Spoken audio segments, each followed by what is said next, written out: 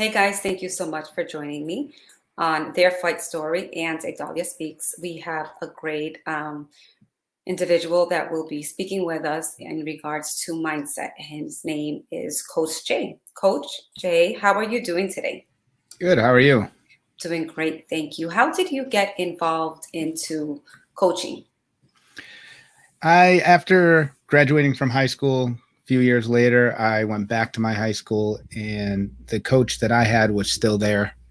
And he had mentioned that if I wanted to help out the team, his assistant coaches for soccer at the time were not too knowledgeable. So as a former player, he asked if I wanted to help out. He said, I can't pay you, but if you want to. So for a few years, I volunteered coaching both soccer and baseball. And then eventually the position opened up and I got the paid positions for both soccer and baseball. And I was there for 15 years at my former high school, coaching alongside with my former coach, and just fell in love with coaching. From the time that you graduated and the time that you went back in coaching, did you see anything different that you felt needed to be changed? Well, it's the same coach. So as far as coaching style, no, not really. I mean, he was always, he coached for the right reasons. I mean, even within the school, and if you go into any high school programs, you're going to have half the coaches that are doing it for the right reason, half of the coaches that are doing it for money. And when you talk about doing it for money, you can make more money running a lemonade stand at the end of your driveway than what you get paid to coach high school. So from that aspect, from strategies and stuff like that within the game, there were some changes. But no, there was definitely, consistency. And that was one of the things after Coach B got hurt and had to step down. And then I did like 3 years without him and some other coaches. And then after I stepped down, for 20 years, that program was being coached the same way, because I learned the right way to coach, and not the strategy of the game, but just the having your heart and your passion in it from Coach B. For 20 years, that team was consistent. You always evolve, you always learn. And that was one thing Coach B would say, that the day I stop learning, that's the day I stop coaching. Yeah. Now, you also have your own podcast.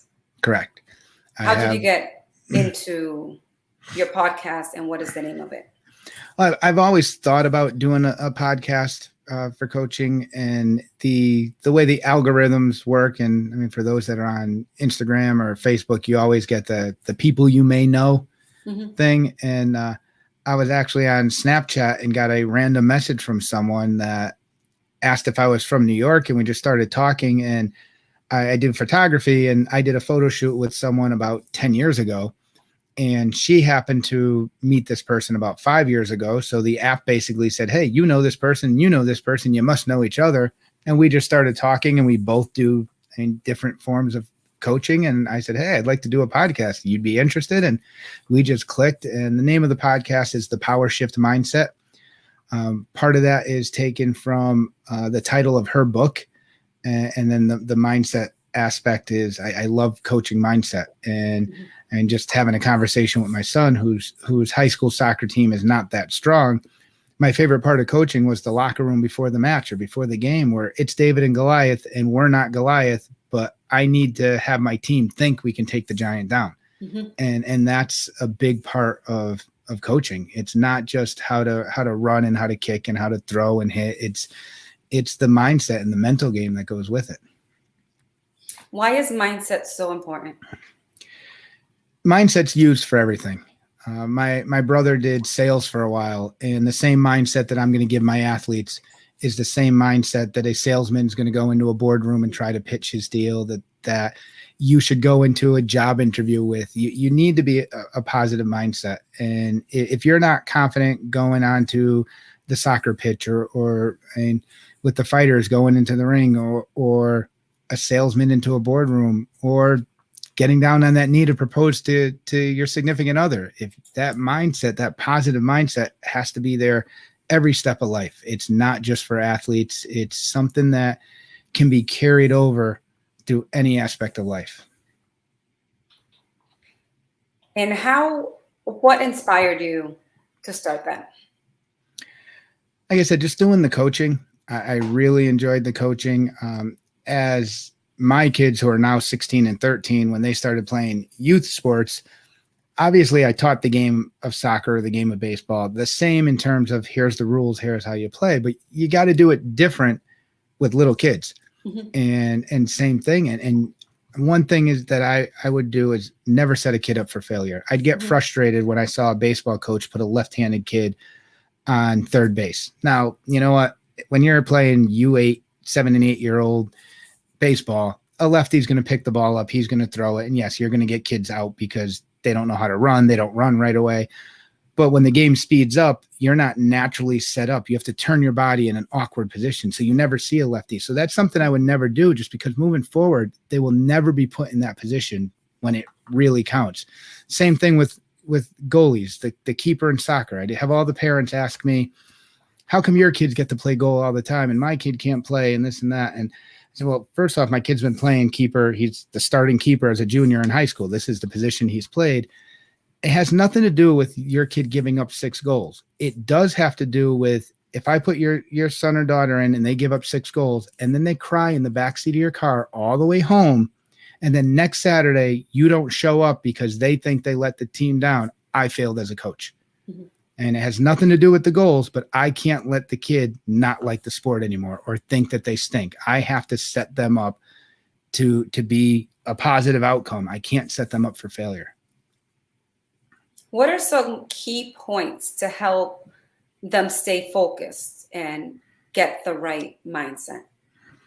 Well, one big thing I coach, and I'm a level 3 USA archery instructor as well. So right now my main athletic and sport coaching is archery. And there is a big difference between winning and success. And that's something that I'll coach it as early as I can for the age group that can understand what I'm saying.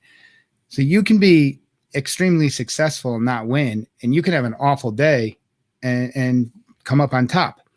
And example that I use, an archer, that Paige Pierce, she was ranked number 3 in the world, the compound archer.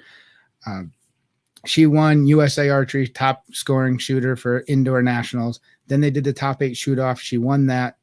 48 hours later, she won the NFAA indoor nationals, went down to the Arizona Cup for the first outdoor tournament, won that, and then went to Reading, a big 3D shoot that she already owned the course record, and her goal was to beat the course record, and she broke the course record. So that's like 6 events in a row that she was on top.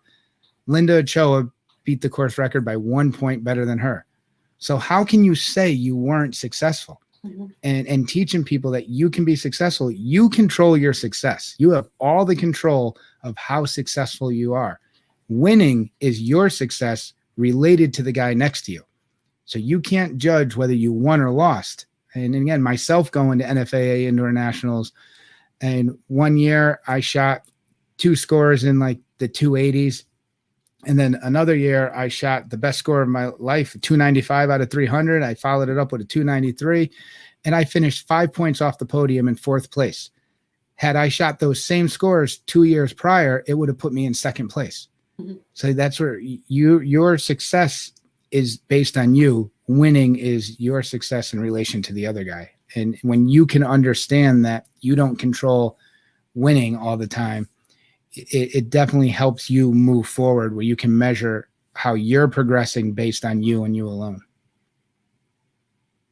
With all the stressors that arise for an athlete, or even being the coach, or, the parents, just in that particular, anybody associated with, the athlete, with all the stressors, how can someone manage to stay focused and keep that mindset, and not lose sight of what the purpose is?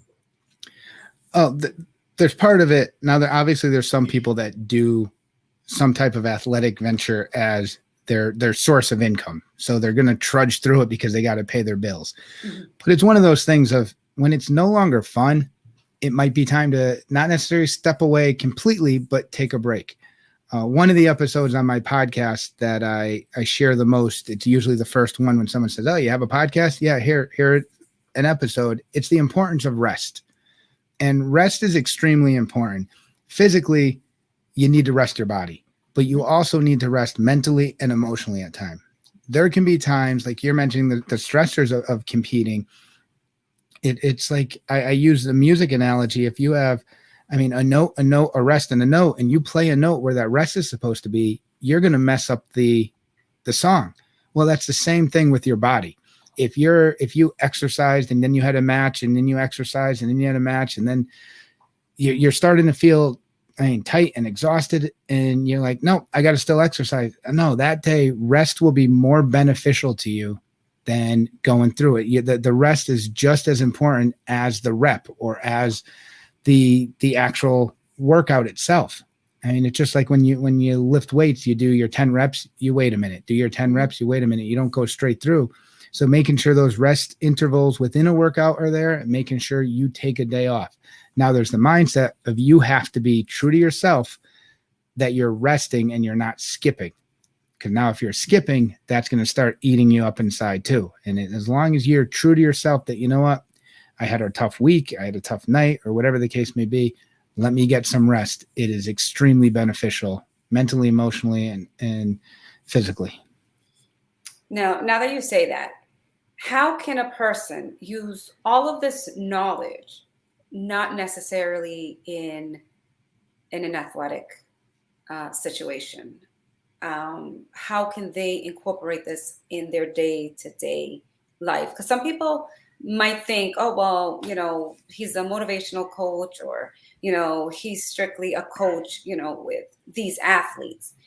But how can they learn to use it in a day-to-day environment?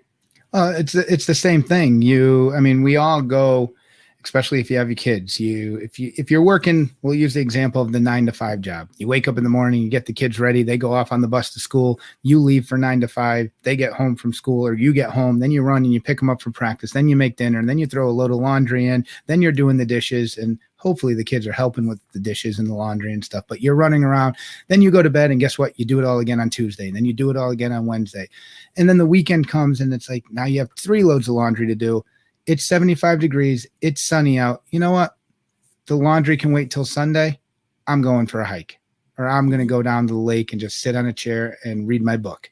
And so it's the same thing. The laundry could wait. The lawn can wait. You can go an extra day mowing the lawn, or an extra day without doing the laundry. And it's okay. But it's that same thing. I've heard many people say, I was lazy today. I have 3 loads of laundry. I didn't do it. The dishes are still. No, you needed a break. You needed your rest. And it's the same thing. I had someone recently ask me, and I believe I sent it to you the other day, and what's the meaning of life? And I don't know if you had a chance to read it or watch the video. But there's a portion where my father is a retired high-ranking military official, and he high-ranking officer. So he has his pension set up, his retirement set up, his insurance set up. He's had 4 heart attacks in his life, and he's got a pacemaker and a defibrillator. He's had a knee replacement. He's had a hip replacement, and he was in the military for 37 plus years, and he worked and worked and worked and worked.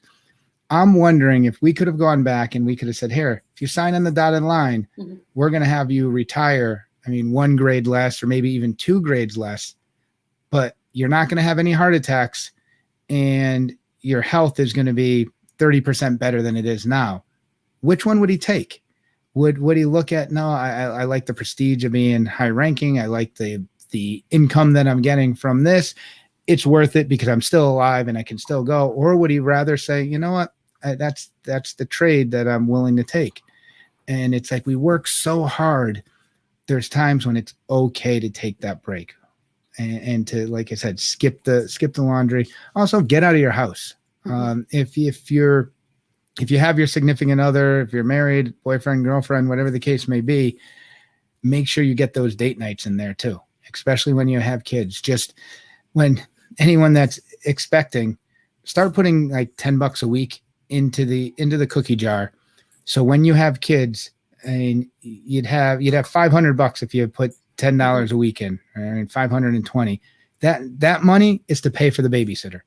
just understand that your date night is going to cost you $30 more because you need a babysitter, but make sure you get it in. Otherwise, here's the stress. Not only are you stressed because you're working out and you're trying to get the kids and you're trying to do this, now there's stress within the relationship because now you're worried on this and now you're worried about that and you don't have time for each other. Just make sure these important things, it's important to get out of the house. It's important to go do things for fun. And you have to take care of yourself. You have to be your number one at all times. And then you can be a parent and a significant other and this and that. Because if you don't take care of yourself first, you won't be healthy enough mentally, physically, or emotionally to take care of your loved ones. Mm-hmm. That is so true. So many people get caught up in the moment of life, all the stressors, all the craziness, all the, the unexpected situations that occur in life. And it becomes super overwhelming that sometimes, we throw ourselves on the couch, like you were saying, and sometimes we feel lazy. But it's not that we're lazy. It's that we need to recharge. We need to allow our bodies, our minds to recharge, because if we don't recharge, that's why we're so exhausted and fatigued. And then we let our minds just go constantly without giving it a break. And then we start judging ourselves. Well, I'm so lazy, I could be doing this and I could be doing that. Instead of taking those, it could be as little as 15 seconds of just shutting out the world, closing your eyes, being thankful, taking a few deep breaths, even just sitting outside on the grass, just enjoying the rays of the sun, or even at night. Because for me, I love sitting outside at night when the skies are just clear and I see the stars and the moon. The moon for me is, I don't know, it lets me recharge completely for whatever reason. I feel that I get all my energy from it and I'm able to function again. But when we block that off because we're so consumed with the day-to-day activities and all the pressures, like I need to do this, this is my goal. But if we don't have a break, we won't enjoy it. And then we look back and they're like, oh, I stressed over all this. But at the end of the day, there was really no reason. And the more we stress, the less we have to enjoy life. And it's just so important to just stay focused and find a way. We have Carrie with us. She says she can relate. As an entrepreneur, we need to change our language. It's not lazy. It's just rest. And it's so important, and we need to accept it. We need rest. We need to recharge. We can't function without. It's like when you have these solar panels and you have a battery and you're charging it, but you're using it constantly, but then you don't put it out to recharge with the solar. It's the same thing. It dies out, but all it needed was to be charged just a little bit. Well, I'll chime in on Carrie's comment. Take your environment. I worked in the machine shop for nearly 25 years. This coming March would have been 25 years. And about, I'm going on 6 or 7 weeks, I finally said, you know what, this environment is not good for me. One, I'm not getting my value out of it. Not just on pay, but the other benefit package that was in there. I was worth more than they were valuing me at. And I jumped ship and now I'm coaching full time. I'm doing personal training. I have the motivational coaching, life coaching, and then the archery coaching. So as an entrepreneur, you work pretty much 24/7. You don't have a day off. When the client says, hey, I need you on a Saturday evening or I need you on a Sunday morning, you can't just shut down because you might not get someone calling you for Monday and Tuesday. So you got to take it there. And at the same time, you also have the flexibility to say, you know what, on Wednesday from noon to 2 and on Thursday from 9 a.m. to 11, I don't book people. So now you have the ability to put your rest in other spots. You don't necessarily need to wait for the weekend to have it. So you can move things around. And you mentioned the recharging, and I do that as well. In Connecticut, we have about 57 miles of the Appalachian Trail, which is, if you don't know, it's a continuous hiking trail from Georgia to Maine. It's over 2,000 miles that people walk the whole thing. It takes about 6 months to do. And I'll tell my wife on any given day, it's like, I'm going to sleep in the woods, and I'll drive the hour. I'll go hike 2 or 3 miles into the woods and I'll just sleep in the woods. And there's one particular site that's only a 2-mile hike from where I parked the car, but it's so far in the valley that I don't hear any man-made sounds. It's right next to the 10-mile river. So all you hear is the river, the leaves blowing around in the wind. And that's it. Shut the phone off and just listen to nature. Like you said, if it's a clear night, you look up. If it's a clear night, I don't have the fly on my tent or on my hammock, and you can see the moon, just like you said. And everyone plugs these things in every night to recharge, but we don't plug ourselves in to recharge, or unplug ourselves from the craziness. And that's a big thing. You have to charge yourself just as much as you charge the phone. Yeah. Carrie says, yes. I love that trail. She's on that trail. Yeah. No, I've done all of Connecticut, just north of Great Barrington, Mass, and I'd like to finish Mass to the Vermont line just to get another chunk out of it. But it's a great place to go just to get out. And for those that, I mean, day hiking on it is great, but if you can spend a night out in the woods, like I've taken people backpacking, friends of mine that have never done it, like, geez, just sleeping in the woods, it's like blah, blah. And I'm like, just come with me one night and just realize how peaceful. And like, I mean, today it's humid as could be, but you get that late September, early October where it's, 50 degrees at night with no humidity. That is like perfect sleeping weather.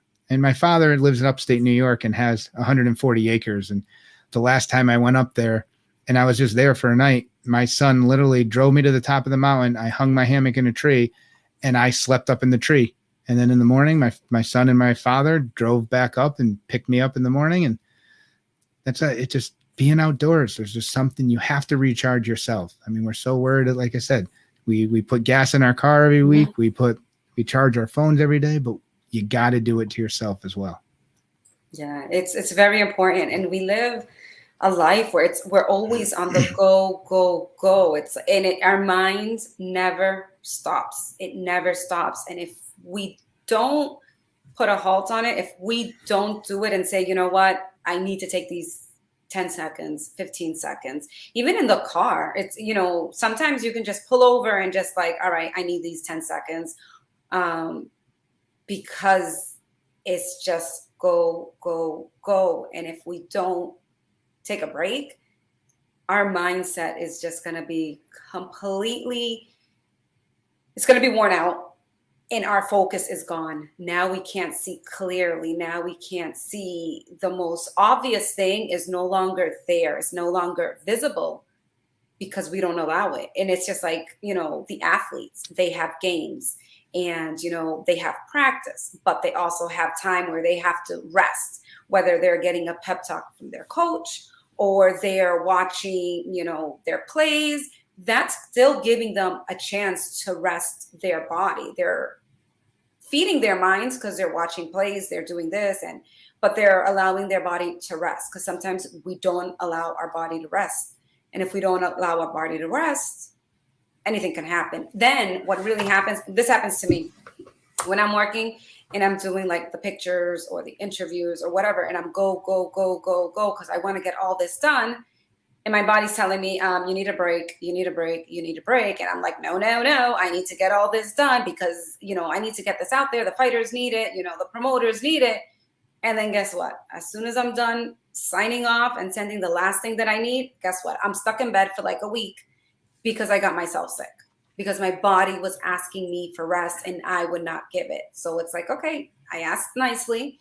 Now you're going to have to I'm forced to stay in bed because I exhausted myself.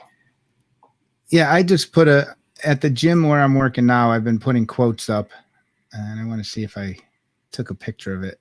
I remember the general gist of it, but I've been putting like motivational quotes up on a chalkboard easel out in the front door. And they're all different things. Like one of them is like, strength isn't just physical and it travels from your mind through your heart.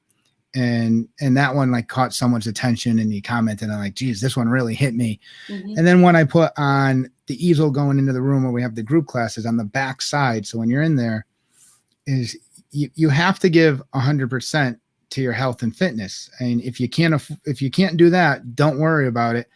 You can pay 100% plus interest to your medical bills. because it's either you're going to pay now or you're going to pay later. So either, and what do we got? The best sleep I've ever had was outdoors. Yeah. So thank you for your service. It's definitely, you need to take care of yourself, and it definitely, you're going to pay either way. You can either pay with your time and your effort in taking care of your health, or you can pay with interest on the medical bills later. And don't get me wrong, we can't avoid what's going to happen to us and medically. I'm the healthiest amongst my group of friends and in my family. I had mentioned it the other day. I'm the only one in the family that doesn't wear glasses. I have one white filling in my teeth, and I'm the one that eats right. I'm the one that exercises all the time. I'm in the gym pretty much every day. And back in March, I was feeling some tightness in my chest and found a 99.9% blockage. And now I have a stent.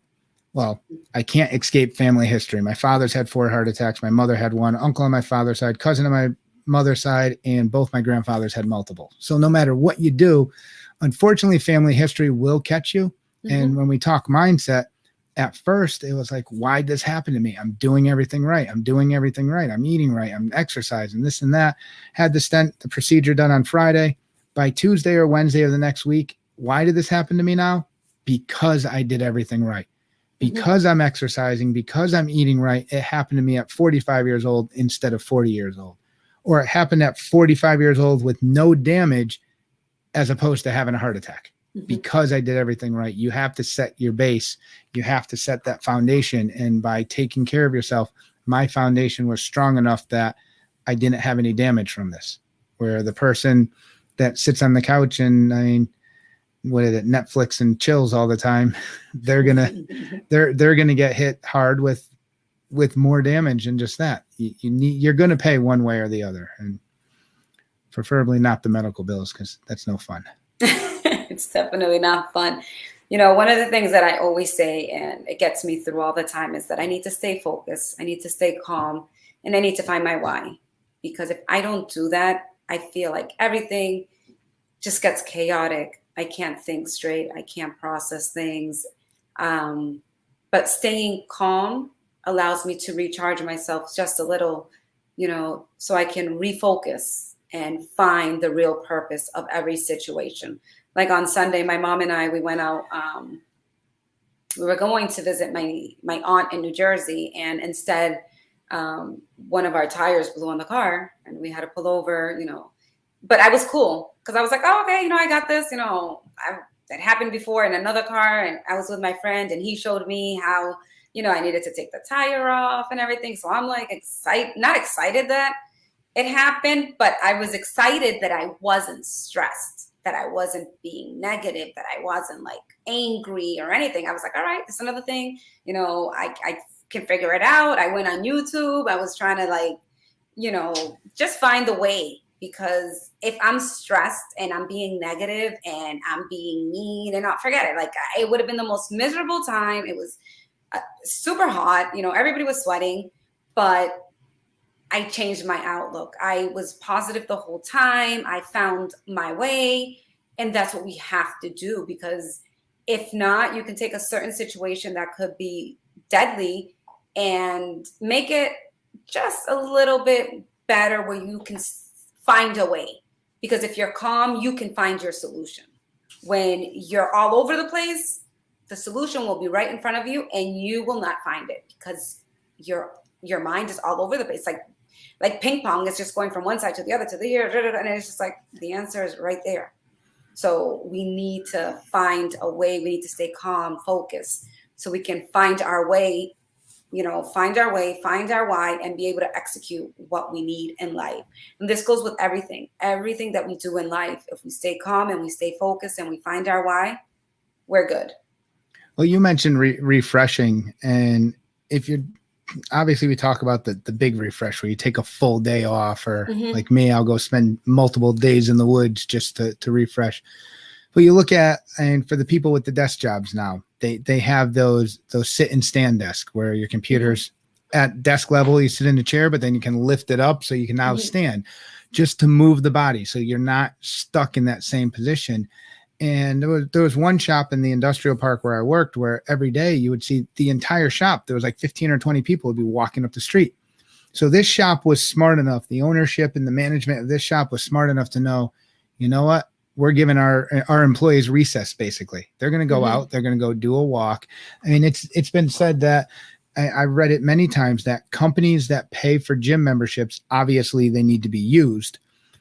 But the companies that pay for gym memberships for the employees and these employees actually use them end up paying less in insurance premiums because they don't get used as much.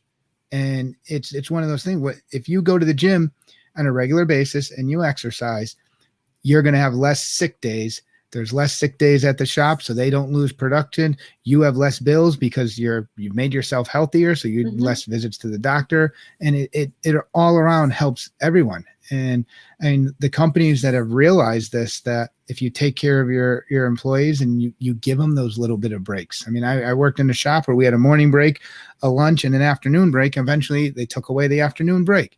And that's not taking care of your employees. Now you're wearing them down even more. I mean, if anything, you probably should have added another break or made those 2 10-minute breaks or 15-minute breaks 20 minutes. And it's obviously there's that struggle of, I mean, owners want to pay as little as possible. Employees want to make as much as possible. I understand that battle back and forth, but you have to take care of, that's your most important commodity, the people that work for you, the people that are around you that help you have all the luxuries you have. And health and fitness is a big thing. If you paid for their gym memberships, again, they obviously have to use it for it to come in. What it cost you in gym memberships, you're going to make up so much more on less lost production time from people calling out sick. It pays for itself. Yeah, I agree. It's so important. And on the personal level, it pays for itself too. If you exercise and what you pay for your own personal gym membership, you're going to pay less in medical bills in the long run. And it's rewarding. You take your little walk on the treadmill. It allows you to clear your mind. And it just allows you to focus. So it focus on so much in life, and we can't take life for granted. So any little chance that we can to get our right mindset so we can enjoy life and be there for others and help others, because, we learn for ourselves, but it's rewarding when we can help another person. Yeah, no, I when I get the compliments and the people that comment on like just the quotes I'm putting up at the gym, or, I did an archery lesson the other day. One of the girls on one of the competitive shooters asked, "Hey, are you going to the club?" And we took a break for a month before we get right back into the actual scheduled program.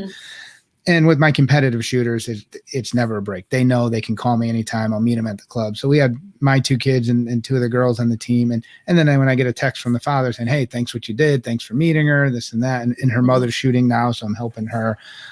It's like you said, it's rewarding to get those thank yous. I mean, as simple as that is.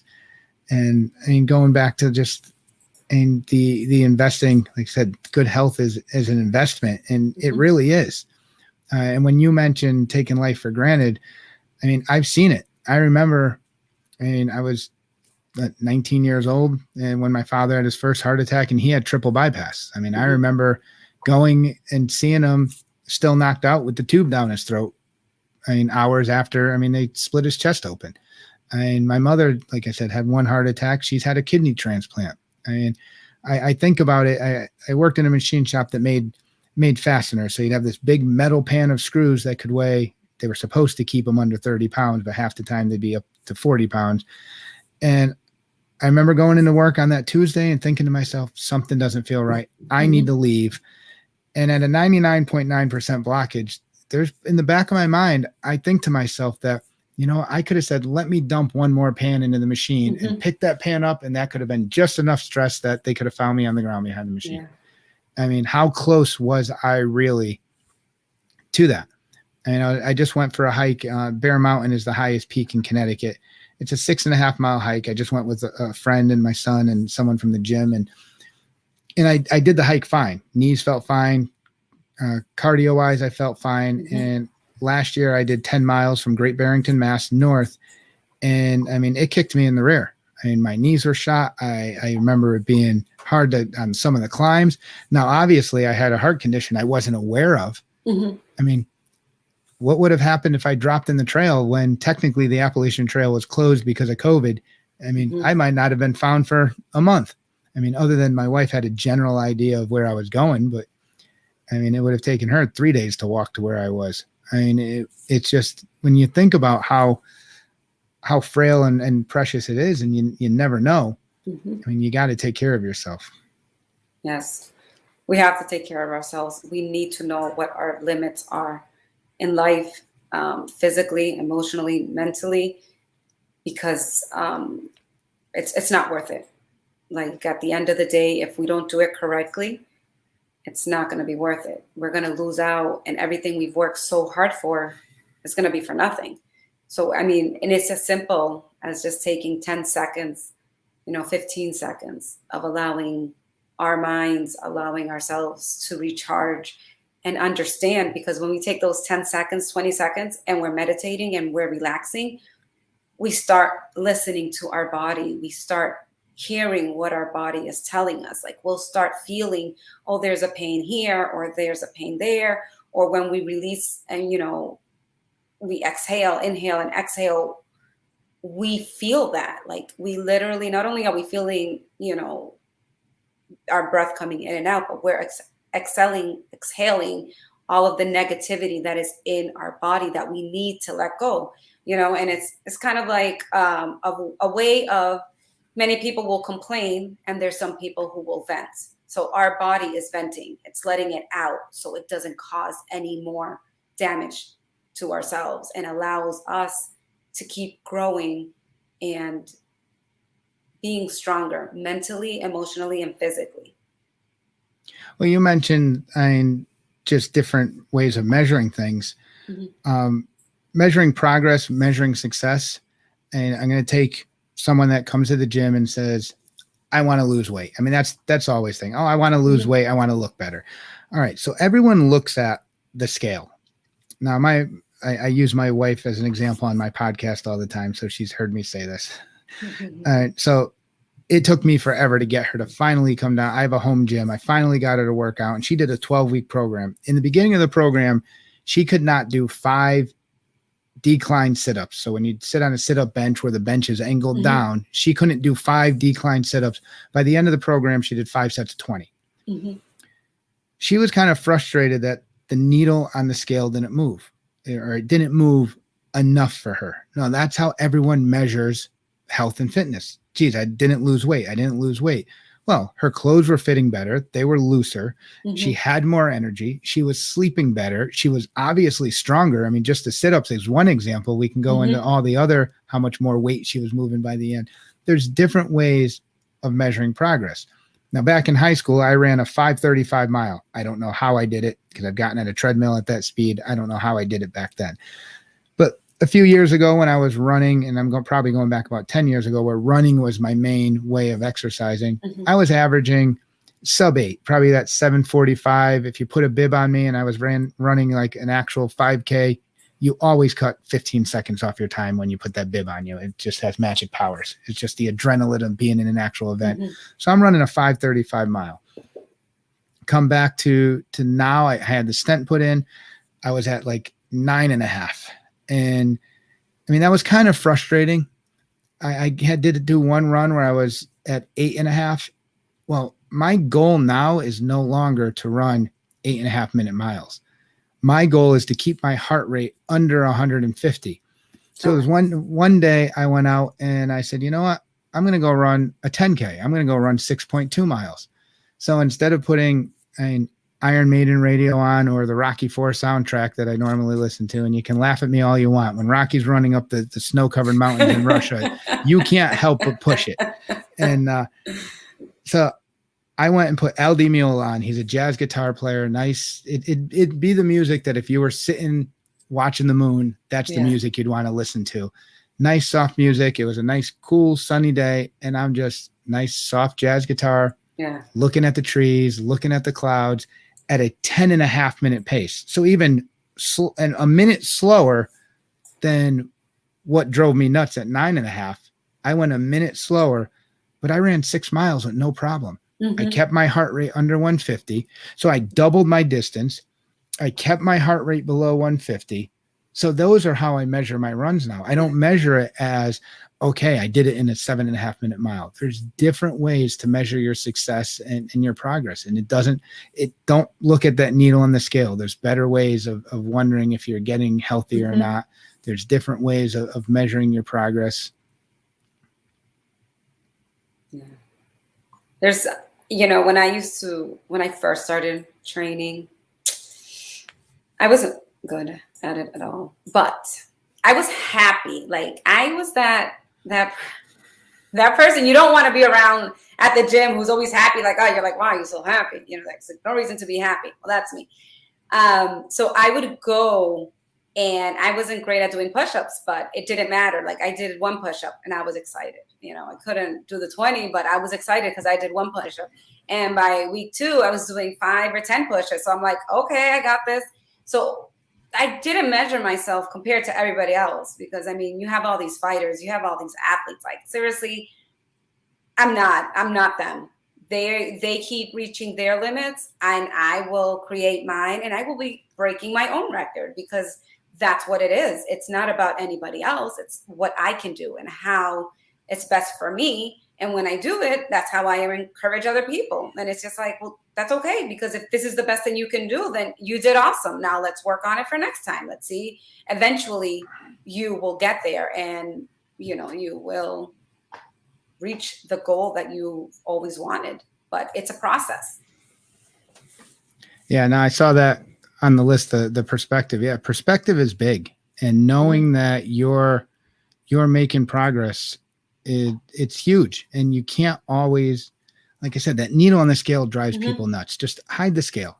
And like you mentioned how you started training and you're not as good as the other people and stuff like that. I mentioned I do competitive archery. About a month ago, my son and I went down to Richmond, Virginia to shoot at nationals. My son got the opportunity to actually shoot against Zach Garrett with his mixed team, and Zach Garrett won the silver medal with Team USA back in Rio. And I shot the Olympic qualifying back in 19, the first round of Olympic qualifying. I know I have no chance of making the Olympic team. I just wanted the most expensive free t-shirt I can ever have. Just to say I did it. It cost me $125 for my free t-shirt, but it's just to say that I did it. I know I don't have a chance to do it. 1% of 1% make it to the pros. Yeah. When you're talking every little kid that starts in T-ball and goes to Little League and plays through high school and maybe plays college and this and that, you get 1% that actually make it and make it to the pros. So when you're saying, I'm going to do this, if people only did it to make it to the pros, you'd only have 5% of people doing it. You got to do things because you enjoy doing them, not just for the glamour at the end. And like my brother said one time, if you're always waiting for the weekend and you look forward to Fridays to have your work week over, you're doing the wrong thing for work. And that's like, just talking to someone now, like I mentioned it to you earlier, that as an entrepreneur, you work 24/7. You're available all the time. With that said, you have to write in your time because you need your time as well. But you don't necessarily have Fridays and Saturdays off. But then at the same time, you're flexible that when your friend says, "Hey, want to have lunch on a Wednesday?" you can do it. Exactly. Yeah. Self-care is very important on the things that we do in life because sometimes we're so focused on helping other people that we forget about ourselves. And, it's very important to have self-care. And is there anything else that you would like to add before we conclude with this interview? Well, the biggest thing, I like the comment about perspective. That's a huge thing. Mindset is big. And I have one guy that I shoot with who did competitive bodybuilding. His son has really done competitive bodybuilding. So he's been in the competitive space, and he compliments me a lot on how I shoot, not how I shoot physically, but the fact that I don't get rattled. I can think of literally like one shot that I took. It might've been an end, meaning 3 shots, but I can remember my heart racing one shot that I took at a tournament that it was a knockout tournament for money. And I was down 1 point with, I think, 3 arrows to go, and I ended up winning. But I know, like I said, success versus winning, I have no control of what the other guy does. I can only worry about myself. And I would tell him, I've been coaching for years. He's like, but it's not that easy.